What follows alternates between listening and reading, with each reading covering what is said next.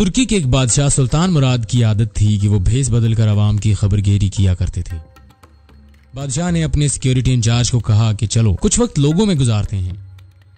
शहर के किनारे पर पहुंचे तो देखा कि एक शख्स गिरा पड़ा है। बादशाह ने उसे हिलाकर देखा तो वो मुर्दा इंसान था। लोग उस मुर्दा इंसान के पास से गुजर कर जा रहे थे। बादशाह ने लोगों को आवाज दी कि इधर आओ भाइयों। लोगों की बड़ी तादाद जमा हो गई, लेकिन वो बादशाह को पहचान ना सके। लोगों ने पूछा क्या बात है। बादशाह ने कहा ये आदमी मरा पड़ा है, इसको किसी ने उठाया क्यों नहीं, कौन है ये और इसके घर वाले कहाँ हैं। लोगों ने कहा ये बहुत बुरा और गुनाहगार इंसान है, इसलिए लोग इसकी लाश को हाथ नहीं लगा रहे। बादशाह ने कहा क्या ये उम्मत मोहम्मदी में से नहीं, चलो उठाओ और इसके घर ले चलो। लोगों ने उसकी मैयत उठाई और उसके घर पहुंचा दी। उसकी बीवी ने खामद की लाश देखी तो रोने लगी। लोग मैयत को रख कर चले गए। बादशाह और उसका सिक्योरिटी इंचार्ज वही औरत का रोना सुनते रहे।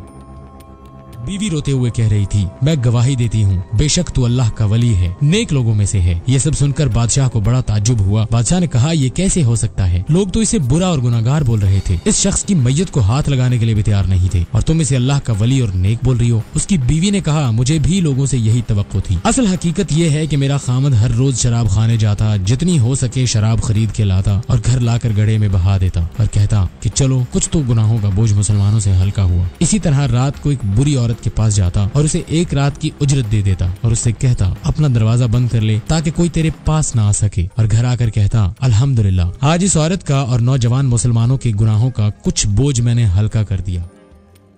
लोग इसको इन जगहों पर आता जाता देखते थे और इसे बुरा और गुनाहगार समझते थे। मैं इसे कहती थी याद रख जिस दिन तुम मर गया लोगों ने तुझे गुस्ल नहीं देना और न तेरी नमाज पढ़नी है, न तुझे दफनाना है। वो मुस्कुरा देता और मुझसे कहता कि घबरा मत, तू देखेगी मेरा जनाजा वक्त का बादशाह और उल्मा औलिया पढ़ेंगे। ये सुनकर बादशाह रो पड़ा और कहने लगा मैं बादशाह मुराद हूँ। जी हाँ, कल हम इसको गुस्ल देंगे, इसकी नमाज जनाजा पढ़ाएंगे और इसकी तदफीन भी हम ही करेंगे। चनाचे उसकी नमाज जनाजा के वक्त बादशाह, उल्मा, औलिया और आवाम की एक कसीर तादाद में पड़ा। आज हम बज़ाहिर कुछ देखकर या महज दूसरों से सुनकर अहम फैसले कर बैठते हैं। अगर हम दूसरों के दिलों के भेद जान जाएं तो हमारी ज़बानें गूंगी हो जाएंगी।